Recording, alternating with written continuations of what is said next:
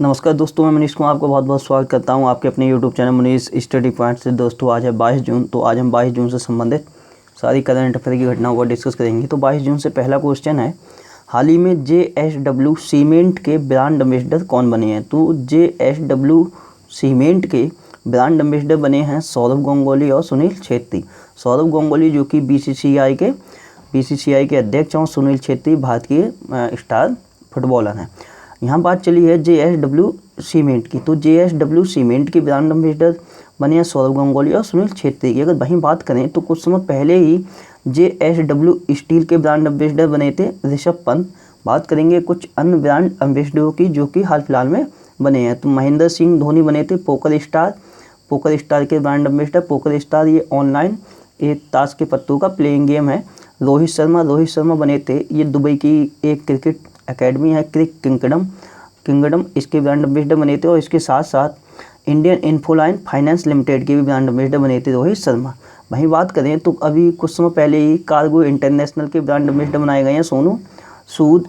Tata power के brand ambassador बनाए गए हैं शार्दुल ठाकुर। प्यूमा की ब्रांड एम्बेसडर बनाई गई हैं करीना कपूर। एडिडास कंपनी की ब्रांड एम्बेसडर बनाई गई हैं मानसी छिल्लर। और कुछ समय पहले ही एल्सा कॉर्प, ये इंग्लिश सिखाने वाला एक ऐप है जिसके ब्रांड एम्बेसडर बनाए गए हैं भारतीय क्रिकेटर अजिंक्य रहाणे। बात करते हैं क्वेश्चन नंबर सेकंड की। तो सेकंड क्वेश्चन है, हाल ही में किस राज्य की सरकार ने ऑनलाइन कक्षाओं पर प्रतिबंध लगा दिया है? तो ऑनलाइन कक्षाएं जो चल रही हैं कक्षा 5 तक की, तो उन कक्षाओं पर ऑनलाइन कक्षाओं पर प्रतिबंध जो लगाया है वो लगाया है मध्य प्रदेश की सरकार ने। और ये कक्षा 5 तक की ऑनलाइन कक्षाएं जो थी उन पर प्रतिबंध लगाया गया है मध्य प्रदेश की सरकार के द्वारा। और ये प्रतिबंध लगा क्यों है? तो प्रत्येक व्यक्ति होते हैं उनके पास, हर किसी के पास ज़रूरी नहीं है कि इलेक्ट्रॉनिक गैजेट जैसे कंप्यूटर हो गया या मोबाइल हो। और इसी को देखते हुए मध्य प्रदेश की सरकार ने कक्षा 5 तक की ऑनलाइन कक्षाओं पर प्रतिबंध लगा दिया है। इससे पहले अगर बात करें तो कुछ समय पहले ही कर्नाटक राज्य सरकार ने भी कक्षा 5 तक की ऑनलाइन कक्षाओं पर प्रतिबंध लगाया था। बात करते हैं मध्य प्रदेश की। तो मध्य प्रदेश की राजधानी है भोपाल। मुख्यमंत्री है शिवराज सिंह चौहान। राज्यपाल हैं लालजी टंडन। और मध्य प्रदेश का जो हाईकोर्ट है उसके मुख्य न्यायाधीश हैं अजय कुमार मित्तल। अगर बात करें मध्य प्रदेश की, तो मध्य प्रदेश ने कुछ समय पहले ही जो स्ट्रीट वेंडर होते हैं, तो स्ट्रीट वेंडर को लोन देने के लिए मुख्यमंत्री शहरी पथ व्यवसायी उत्थान योजना की शुरुआत भी की थी। वहीं बात करें तो मध्य प्रदेश में ही थैंक्स मॉम नामक वृक्षारोपण अभियान की भी शुरुआत की गई है। और कुशल श्रमिकों को रोजगार देने हेतु रोजगार सेतु योजना की भी शुरुआत की है मध्य प्रदेश ने ही। उससे पहले अगर बात करें तो श्रम सिद्धि अभियान की शुरुआत भी की थी किसने? मध्य प्रदेश ने। बुखार क्लिनिक की भी शुरुआत की गई है मध्य प्रदेश में ही। और सबको मिलेगा रोजगार योजना भी मध्य प्रदेश ने ही शुरू की है। दीदी वाहन सेवा की भी शुरुआत मध्य प्रदेश के द्वारा की गई है। वहीं बात करें तो चरण पादुका पहल की शुरुआत भी किसने की है? तो ये मध्य प्रदेश ने ही की है। और देश की पहली FIR आपके द्वार योजना की भी शुरुआत मध्य प्रदेश के ही द्वारा की गई है। उससे पहले अगर बात करें तो मुख्यमंत्री जन कल्याण संबल योजना की शुरुआत भी मध्य प्रदेश ने ही की है। और मुख्यमंत्री जन कल्याण संबल योजना की शुरुआत मध्य प्रदेश के द्वारा की गई है। और कोविड-19 की लड़ाई में शामिल जो मध्य प्रदेश के पुलिस कर्मचारी हैं उनके लिए मध्य प्रदेश की सरकार कर्मवीर पदक से सम्मानित करेगी। उससे पहले बात करें तो संजीवनी वाहन का जो डेवलपमेंट हुआ है वो मध्य प्रदेश में ही किया गया है। मिड डे मील राशन की सुविधा देने वाला देश का पहला राज्य मध्य प्रदेश ही है। संकल्प योजना की भी शुरुआत मध्य प्रदेश में ही की गई है। मध्य प्रदेश में एक जिला पड़ता है उमरिया जिला, तो उमरिया जिले की पुलिस के द्वारा संकल्प योजना की शुरुआत की गई है। वहीं जीवन अमृत योजना तथा जीवन शक्ति योजनाओं की भी शुरुआत मध्य प्रदेश के ही द्वारा की गई है। और कोविड-19 योद्धा कल्याण योजना की भी शुरुआत मध्य प्रदेश ने ही की थी। उससे पहले अगर बात करें तो लॉकडाउन में शिक्षा को प्रसारित करने के लिए रेडियो स्कूल कार्यक्रम भी मध्य प्रदेश ने ही शुरू किया है। और ड्रोन के माध्यम से पूरे शहर को सैनिटाइज करने वाला जो देश का पहला शहर है वो कौन सा है? तो मध्य प्रदेश का है इंदौर शहर। और उससे पहले अगर बात करें तो जो मध्य प्रदेश है, मध्य प्रदेश की भावना डेहरिया एक लड़की हैं, ये भावना डेहरिया। इन्होंने कुछ समय पहले ही ऑस्ट्रेलिया की जो सबसे ऊंची चोटी थी माउंट कोस्यूस्कू, तो उस पर भी इन्होंने चढ़ाई पूरी की थी। अगर इससे पहले बात करें तो कुछ समय पहले ही मध्य प्रदेश में नमस्ते ओरछा महोत्सव का आयोजन किया गया था। ये कहाँ मनाया गया था? तो ये निवाड़ी जिला मध्य प्रदेश में मनाया गया था। और मिर्च महोत्सव का भी आयोजन किया गया था। कहाँ पे? तो मध्य प्रदेश के खरगोन ज़िले में। उससे पहले अगर बात करें तो आयुष्मान योजना के अंतर्गत राज्य के बाहर इलाज कराने वाले व्यक्तियों की सूची में पहले नंबर पर रहा था Madhya Pradesh. Unified registration card launch करने वाला पहला राज्य मध्य प्रदेश है। उससे पहले बात करें तो 100% सौर ऊर्जा से संचालित होने वाला जो प्रथम गांव है वो मध्य प्रदेश में एक ज़िला पड़ता है, बैतूल ज़िला, उसका है बांचा गांव। उससे पहले बात करें तो 2 दिवसीय बांधकी सम्मेलन का आयोजन भी मध्य प्रदेश की राजधानी भोपाल में ही किया गया था। और जो जल संकट को दूर करने के लिए राष्ट्रीय जल सम्मेलन का भी आयोजन कहाँ किया गया था? तो मध्य प्रदेश की राजधानी भोपाल में ही किया गया था। और NCRB मतलब कि नेशनल क्राइम रिकॉर्ड ब्यूरो की एक रिपोर्ट आई थी जिसमें कि 2018 में सर्वाधिक लापता बच्चों की अधिकतम संख्या दर्ज की गई थी मध्य प्रदेश में ही। और MP के किशोर सम्मान 2018 सम्मानित की गई हैं। इनका नाम है वहीदा रहमान। बात करते हैं क्वेश्चन नंबर 3 की। तो तीसरा क्वेश्चन है, हाल ही में किस देश ने भारत को कोरोना महामारी तथा अम्फान चक्रवात से निपटने के लिए 200 मिलियन यूरो देने की घोषणा की है?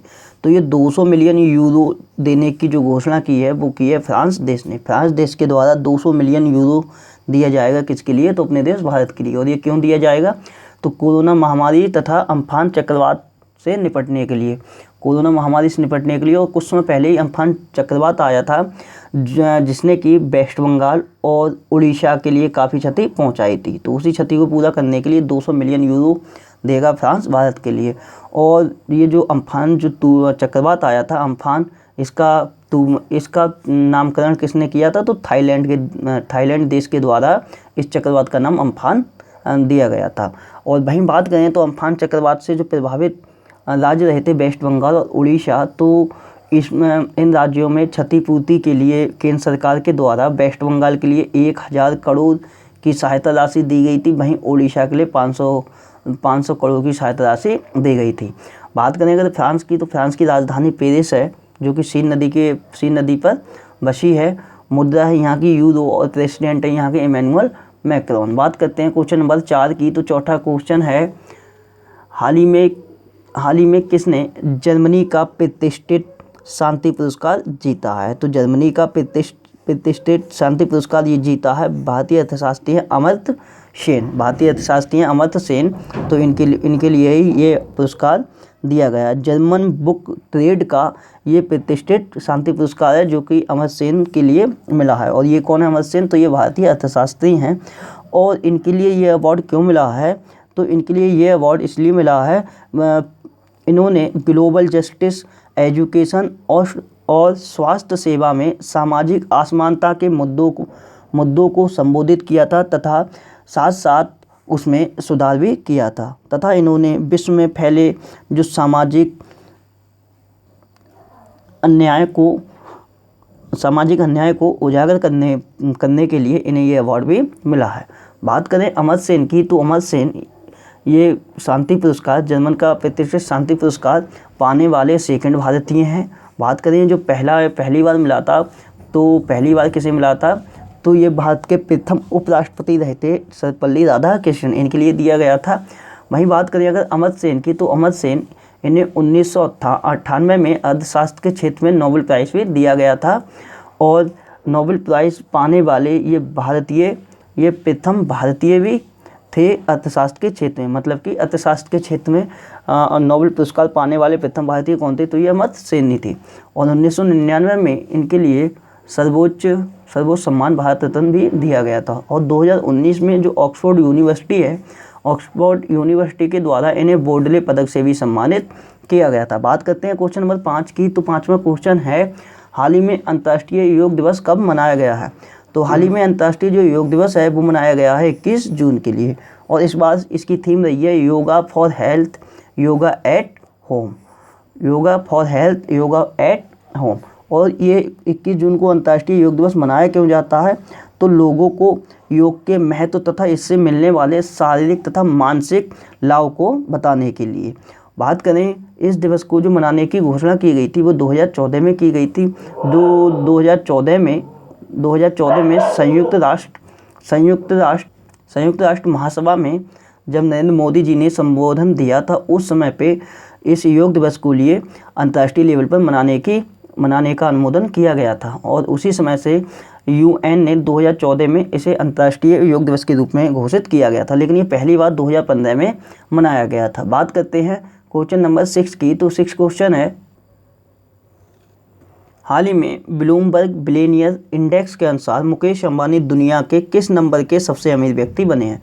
तो ब्लूमबर्ग बिलियनियर इंडेक्स के अनुसार जो मुकेश अंबानी हैं वो दुनिया के 9वें नंबर के सबसे अमीर व्यक्ति हैं। अगर बात करें इनकी संपत्ति की तो इनकी संपत्ति 64.6 बिलियन डॉलर है और मुकेश अंबानी इस लिस्ट में मतलब कि टॉप 10 में शामिल होने वाले एकमात्र एशियाई व्यक्ति हैं। बात करें अगर मुकेश अंबानी जी की तो ये रिलायंस इंडस्ट्रीज ग्रुप के चेयरमैन हैं और अभी कुछ समय पहले ही रिलायंस इंडस्ट्रीज लिमिटेड ने $150 बिलियन का मार्केट कैप क्रॉस करने वाली ये पहली भारतीय कंपनी भी बनी है। बात करें जो पहले नंबर पे हैं वो हैं जेफ बेजोस, ये अमेजन कंपनी के संस्थापक हैं और सेकंड नंबर पर हैं बिल गेट्स जो कि माइक्रोसॉफ्ट के सह संस्थापक हैं। बात करते हैं क्वेश्चन नंबर 7 की। तो 7वां क्वेश्चन है, हाल ही में किस राज्य द्वारा 18 जून को 19वां महान जून विद्युत दिवस मनाया गया है। तो 18 जून को 19वां महान जून विद्युत दिवस मनाया गया है मणिपुर राज्य के द्वारा। और ये मनाया क्यों जाता है तो 2001 में मणिपुर की क्षेत्रीय अखंडता के लिए जून माह में विद्रोह हुआ था जिसमें कि 18 लोग शहीद हो गए थे। तो उन्हीं 18 लोगों को श्रद्धांजलि देने के लिए हर वर्ष 18 जून को जून विद्युत दिवस के रूप में मनाया जाता है। बात करें अगर मणिपुर की तो मणिपुर की राजधानी है इम्फाल, मुख्यमंत्री हैं एन बीरेन सिंह, राज्यपाल हैं नजमा हेपतुल्ला और मणिपुर का जो हाईकोर्ट है उसके मुख्य न्यायाधीश हैं रामलिंगम सुधाकर। बात करें अगर मणिपुर से संबंधित कुछ अन्य पॉइंटों की तो अभी प्लांट हेल्थ क्लिनिक का उद्घाटन भी किया गया था। कहाँ पे तो ये मध्य प्रदेश में ही किया गया था और मणिपुर में किया गया था। बार मध्य प्रदेश निकल रहा है तो मतलब कि प्लांट हेल्थ क्लिनिक का जो उद्घाटन किया गया है वो मणिपुर राज्य में ही किया गया है और मणिपुर राज्य की एक पहल है जिसका नाम है खुडोल पहल। इसका नाम क्या है तो इसका नाम है खुडोल पहल। इस खुडोल पहल के लिए संयुक्त राष्ट्र की 10 शीर्ष वैश्विक पहलों में शामिल भी किया गया था और ट्रांसजेंडरों के लिए अलग क्वारंटीन सेंटर की स्थापना भी मणिपुर में ही की गई है। और मणिपुर के एलोपैथिक डॉक्टर हैं जिनका नाम है थंगजाम धवाली सिंह। तो थंगजाम धवाली सिंह के लिए अभी जापान देश ने ऑर्डर ऑफ राइजिंग सन सम्मान से सम्मानित भी किया है। और मणिपुर के अभी काले चावल थे तो इनके लिए कुछ समय पहले ही जीआई टैग भी दिया गया है। और बात करें तो फूड बैंक नामक पहल की भी शुरुआत कहाँ की गई है तो ये मणिपुर राज्य में ही की गई है। और पूर्वोत्तर जो सीमांत रेलवे है उसके द्वारा भारत के सबसे लंबे पुल का निर्माण किया जाएगा मणिपुर राज्य में। मणिपुर राज्य में कहाँ पे तो एक ज़िला पड़ता है जिसका नाम है तामेंगलांग ज़िला। और कुछ समय पहले ही मणिपुर राज्य में आगान फोउ हुनवा कार्यक्रम का भी आयोजन किया गया था। और मणिपुर की ही हैं एक फुटबॉलर जिनका नाम है बाला देवी। तो बाला देवी अब मणिपुर की जो बाला देवी हैं ये विदेशी फुटबॉल क्लब में शामिल होने वाली पहली भारतीय महिला फुटबॉलर भी बनी है। बात करते हैं क्वेश्चन नंबर 8 की। तो 8वां क्वेश्चन है, हाल ही में किस राज्य सरकार ने शहीद के परिवारों को 50 लाख रुपए देने की घोषणा की है। तो जो भी सैनिक होते हैं अगर वो सैनिक शहीद हो जाते हैं तो उनके परिवार को 50 लाख रुपए की देने की घोषणा जो की है वो की है उत्तर प्रदेश की सरकार ने। और पहले ये धनराशि 25 लाख थी लेकिन अब ये जस्ट डबल कर दी गई है तो ये 25 लाख से ये 50 लाख कर दी है। बात करेंगे उत्तर प्रदेश की तो राजधानी लखनऊ में है, मुख्यमंत्री योगी आदित्यनाथ जी हैं, राज्यपाल हैं आनंदीबेन पटेल और उत्तर प्रदेश का जो हाईकोर्ट है इलाहाबाद हाईकोर्ट उसके मुख्य न्यायाधीश हैं गोविंद माथुर। और कुछ समय पहले ही कोविड-19 रोगियों के लिए 1 लाख बेड तैयार करने वाला देश का पहला राज्य बना था उत्तर प्रदेश। वहीं बात करें तो उत्तर प्रदेश की सरकार ने अभी घोषणा की है कि वह 800 किलोमीटर तक नेशनल हाईवे मतलब कि राष्ट्रीय राजमार्ग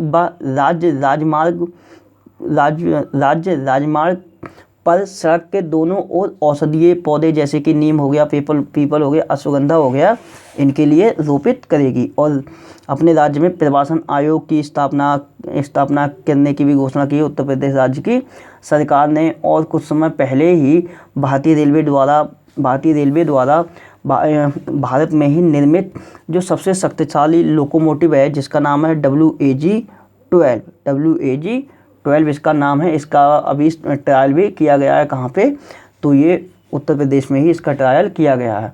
और 11वीं हॉकी इंडिया सीनियर महिला जो चैंपियनशिप होगी 2021 में, उसका आयोजन भी उत्तर प्रदेश में ही किया जाएगा। और PPE किट पर 50% अनुदान प्रदान करने की भी घोषणा की गई थी उत्तर प्रदेश के द्वारा। प्रवासी राहत मित्र ऐप भी लॉन्च किया गया था उत्तर प्रदेश के ही द्वारा। और अपने राज्य के सभी जिलों में वेंटिलेटर बेड की सुविधा देने वाला देश का पहला राज्य बना था उत्तर प्रदेश। वहीं बात करें तो इम्यूनिटी सिस्टम को मजबूत बनाने के लिए आयुष कवच कोविड ऐप भी लॉन्च किया था उत्तर प्रदेश की सरकार के द्वारा। और उत्तर प्रदेश के गोरखपुर टेराकोटा को अभी कुछ समय पहले GI टैग भी दिया गया है। और प्लाज्मा थेरेपी शुरू करने वाला पहला सरकारी अस्पताल जो था वो उत्तर प्रदेश का ही था, जिसका नाम था किंग जॉर्ज मेडिकल यूनिवर्सिटी। और वर्चुअल कोर्ट के माध्यम से मुकदमों की सुनवाई करने वाला देश का पहला राज्य बना है Uttar Pradesh. Geo tag community kitchen लागू करने वाला देश का पहला राज्य उत्तर प्रदेश ही है। और प्रधानमंत्री गरीब कल्याण योजना के तहत एक दिन में 3 करोड़ से ज़्यादा परिवार के लिए 1.5 लाख टन चावल का वितरण करके उत्तर प्रदेश ने एक रिकॉर्ड कायम भी किया है। पूल परीक्षण करने वाला देश का पहला राज्य भी कौन है, तो ये उत्तर प्रदेश ही है। कुछ समय पहले ही उत्तर प्रदेश गवर्नमेंट के द्वारा टीम 11 का भी गठन किया गया था कोविड-19 से निपटने के लिए। और कौशल शतरंग योजना तथा युवा हब योजना की भी शुरुआत उत्तर प्रदेश के ही द्वारा की गई थी। और उत्तर प्रदेश राज्य की सरकार ने अपने प्राथमिक स्वास्थ्य केंद्र हैं उन पर आरोग्य मित्र की नियुक्ति करने की भी घोषणा की है। बात करते हैं क्वेश्चन नंबर 9 की, तो 9वां क्वेश्चन है, हाल ही में किसानों को मौसम संबंधी जानकारी देने के लिए किस राज्य में TS वेदर नामक मोबाइल ऐप लॉन्च किया गया है।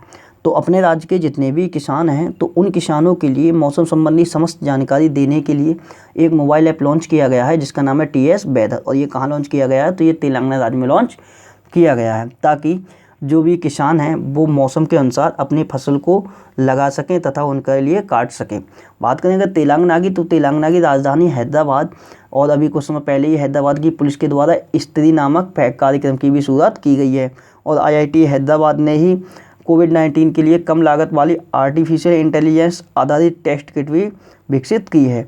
और वहीं बात करें तो मुख्यमंत्री हैं के चंद्रशेखर राव, राज्यपाल हैं डॉक्टर तमिलसाई सौंदरराजन, और तेलंगाना का जो हाईकोर्ट है उसके मुख्य न्यायाधीश हैं RS चौहान मतलब कि राघवेंद्र सिंह चौहान। अगर बात करें वहीं कुछ समय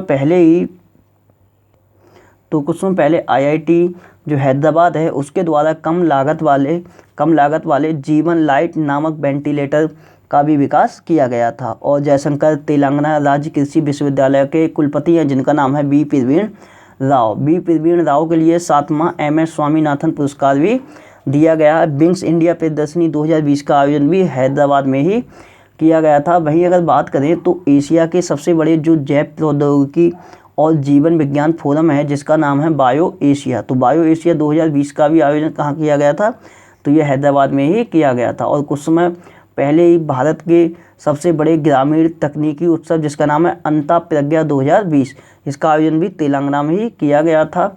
उससे पहले अगर बात करें तो भारत का पहला ब्लॉकचेन जिला भी बना है कौन, तो ये हैदराबाद ही बना है। और कुछ समय पहले ही नागोबा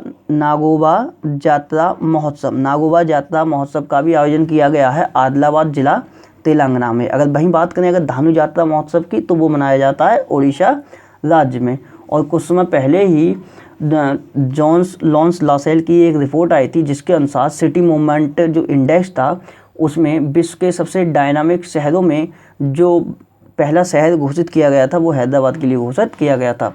और कुछ समय पहले ही तेलंगाना की मालवत पूर्णा है, ये फीमेल है मालवत पूर्णा, तो मालवत पूर्णा के द्वारा अंटार्कटिका की सबसे ऊंची चोटी जो है विंसन मासिफ, उस पर सफलतापूर्वक चढ़ाई पूरी की गई है। बात करते हैं क्वेश्चन नंबर 10 की, तो 10वां क्वेश्चन है, हाल ही में किस राज्य सरकार ने महास्वयं नामक पोर्टल लॉन्च किया है। तो ये महास्वयं नामक पोर्टल है जो कि लॉन्च किया है महाराष्ट्र राज्य की सरकार ने। अगर बात करें इस पोर्टल की, तो इस पोर्टल का उद्देश्य ये है कि कंपनियों को कुशल श्रमिक प्रोवाइड कराने के लिए तथा युवाओं को रोजगार के अवसर प्रदान करने के लिए ये महास्वयं नामक पोर्टल लॉन्च किया गया है। इस महास्वयं नामक पोर्टल पर अब जो युवा हैं वो लोग रजिस्टर्ड कर सकते हैं और उनकी स्किल के आधार पर कंपनी उन्हें काम दे सकती हैं। बात करें महाराष्ट्र की, तो राजधानी मुंबई है, मुख्यमंत्री उद्धव ठाकरे हैं, राज्यपाल भगत सिंह कोश्यारी हैं और महाराष्ट्र का जो हाईकोर्ट है, बॉम्बे हाईकोर्ट, उसके मुख्य न्यायाधीश हैं दीपांकर दत्त। बात करते हैं क्वेश्चन नंबर 11 की, तो 11वां क्वेश्चन है, हाल ही में BPR विट्ठल का निधन हो गया, ये कौन थी? तो हाल ही में BPR विट्ठल का निधन हो गया है। ये भारत के अर्थशास्त्री थे और इसके साथ साथ ये 10वें वित्त आयोग के सदस्य भी रहे थे और 1950 बैच के ये IAS ऑफिसर थे। बात करते हैं क्वेश्चन नंबर 12 की, तो 12वां क्वेश्चन है, हाल ही में किस फुटबॉल टीम ने लगातार 8वीं बार बुंडेसलीगा का खिताब जीत लिया है? तो ये बुंडेसलीगा ये एक फुटबॉल प्रतियोगिता है। इसका जो 8वीं बार लगातार, मतलब कि 8वीं बार ये लगातार खिताब जीता है, किसने जीता है? तो ये जीता है बायर्न म्यूनिख ने। और बायर्न म्यूनिख ये जो फुटबॉल टीम है ये जर्मनी का फुटबॉल क्लब है। टीम ने ये लगातार 8वीं बार बुंडेसलीगा का खिताब जीत लिया है और इसके साथ साथ ही ये इस खिताब को कुल 30 बार जीत चुकी है। बात करते हैं क्वेश्चन नंबर 13 की, तो 13वां क्वेश्चन है, हाल ही में सुप्रीम कोर्ट ने कोविड-19 के कारण किस राज्य में भगवान जगन्नाथ की रथ यात्रा पर रोक लगा दी है? तो ये उड़ीसा में एक शहर पड़ता है, पुरी शहर। उड़ीसा में एक जगह पड़ता है पुरी शहर, वहाँ पे रथ यात्रा निकाली जाती है हर वर्ष और ये 23 जून के लिए निकाली जाने वाली थी, लेकिन सुप्रीम कोर्ट ने अब इसको निकालने पर रोक लगा दिया है। और क्यों रोक लगा दिया है? तो कोविड-19 के संक्रमण फैल ना सके, मतलब कि कोविड-19 को रोकने के लिए ही भगवान जगन्नाथ की तो जो रथ यात्रा निकाली जाती है पुरी में, उस पर अभी प्रतिबंध लगा दिया है, मतलब कि उस पर रोक लगा दी गई है। बात करते हैं क्वेश्चन नंबर 14 की, तो 14वां क्वेश्चन, और यहाँ इसी पुरी शहर में भगवान जगन्नाथ का मंदिर है, वहीं पे लगा दी जाती है रथ यात्रा। तो रथ यात्रा पूछी जाती है कि रथ यात्रा कहाँ का प्रसिद्ध त्यौहार है? तो वो उड़ीसा राज्य का। और जगह की बात करें तो पुरी शहर का। बात करते हैं क्वेश्चन नंबर 14 की, तो 14वां क्वेश्चन है, हाल ही में किस राज्य सरकार ने नीट परीक्षा को पास करने वाले छात्रों को 10% आरक्षण देने की घोषणा की है? तो ये नीट परीक्षा को जो भी स्टूडेंट पास करेंगे उन स्टूडेंट के लिए 10% आरक्षण देने की घोषणा की है तमिलनाडु राज्य की सरकार ने। बात करें इस नीट परीक्षा की, तो ये परीक्षा जो मेडिकल स्टूडेंट होते हैं उनके लिए वो लोग देते हैं और यहाँ पे नीट की फुल फॉर्म होती है national eligibility cum entrance test. तो जो लोग अब नीट की परीक्षा पास किया करेंगे स्टूडेंट, उनके लिए 10% का आरक्षण देगी तमिलनाडु राज्य की सरकार। बात करेंगे तमिलनाडु की, तो राजधानी चेन्नई में है, मुख्यमंत्री E.K. पलानीस्वामी हैं, राज्यपाल हैं बनवारी लाल पुरोहित और तमिलनाडु का जो हाईकोर्ट है उसके मुख्य न्यायाधीश हैं अमरेश्वर प्रताप शाही। और कुछ समय पहले ही ग्रामीण क्षेत्रों के आर्थिक विकास हेतु ग्रामीण कायाकल्प योजना की भी शुरुआत की गई है। किसके द्वारा? तो तमिलनाडु राज्य की सरकार के द्वारा। वहीं अगर बात करें तो सैलून व ब्यूटी पार्लरों में आधार कार्ड ले जाना अनिवार्य कर दिया है तमिलनाडु राज्य की सरकार ने। और मछली की एक नई प्रजाति जिसका नाम है पुंटियस सेक्टेंस, तो पुंटियस सेक्टेंस की भी खोज की गई है। कहाँ पे? तो तमिलनाडु में ही खोज की गई है। उससे पहले अगर बात करेंगे तो कुछ समय पहले ही भारतीय फुटबॉलर थे जिनका नाम था R शनमुगन, जो कि तमिलनाडु से बिलोंग करते थे, उनका निधन हो चुका है। और IIT मद्रास के द्वारा कलाई आधारित ट्रैकर का भी विकास किया गया है। और तमिलनाडु राज्य के तंजावुर नेति वर्क्स तथा आरंबूर वुड नक्काशी को GI टैग भी प्रदान किया गया है। वहीं अगर बात करें तो कुछ समय पहले ही जो तमिलनाडु राज्य की सरकार है उसने C रंगराजन की अध्यक्षता में एक समिति का गठन किया है। क्यों गठन किया है? तो लॉकडाउन पर अपनी प्रतिक्रिया देने के लिए, मतलब लॉकडाउन के बाद तमिलनाडु की अर्थव्यवस्था के लिए पुनः कैसे पटरी पर लाया जाए, तो इसी बारे में सुझाव प्रस्तुत करेगी ये C रंगराजन की अध्यक्षता वाली समिति। और कुछ समय पहले तमिलनाडु राज्य की सरकार ने अपने जो सरकारी कर्मचारी थे उनकी सेवानिवृत्ति की जो आयु थी 58 वर्ष घोषित की गई थी, वो 58 वर्ष से बढ़ाकर कितनी कर दी गई है? तो वो 59 वर्ष कर दी गई है। और IIT मद्रास के प्रोफेसर हैं, इनका नाम है थल्लिपल प्रदीप। तो थल्लिपल प्रदीप के लिए अभी कुछ समय पहले ही विज्ञान तथा प्रौद्योगिकी के क्षेत्र में निक्केई एशिया पुरस्कार प्रदान भी किया गया है। कुछ समय पहले तमिलनाडु के कदलाई मितई के लिए भी GI टैग दिया गया था। वहीं अगर बात करें तो जो तमिलनाडु की राजधानी है चेन्नई, इसी चेन्नई में हेडक्वार्टर है टीवीएस मोटर्स का, जिसके द्वारा अभी ब्रिटिश मोटरसाइकिल ब्रांड है जिसका नाम है नॉर्टन, उसका अधिग्रहण किया गया था। और आरोग्य सेतु IVRS सेवा की शुरुआत भी किसके द्वारा की गई थी, तो ये IIT मद्रास के ही द्वारा की गई थी। तो दोस्तों ये थी ऐसे संबंधित सारी करंट अफेयर की घटनाएं। तो आज से आपके लिए पहला क्वेश्चन है BMW इंडिया के नए अध्यक्ष कौन बने हैं। दूसरा क्वेश्चन है सत्यभामा नामक पोर्टल किसने लॉन्च किया है। तीसरा क्वेश्चन है कोविड-19 परीक्षण के लिए पहली मोबाइल लैब जिसका नाम है iLab किसने लॉन्च की है। चौथा क्वेश्चन है क्लारा एंड दासन उपन्यास के लेखक कौन है। और अंतिम क्वेश्चन है विश्व प्रतिस्पर्धा सूचकांक में भारत का स्थान कौन सा है। तो इन क्वेश्चनों के आप आंसर जरूर दें। तो दोस्तों वीडियो होती है यहीं समाप्त। वीडियो अगर पसंद आई हो तो मेरे चैनल मुनीष स्टडी पॉइंट के लिए लाइक करें, शेयर करें, सब्सक्राइब करें। वीडियो को टाइम देने के लिए बहुत बहुत धन्यवाद। आपका दिन शुभ हो।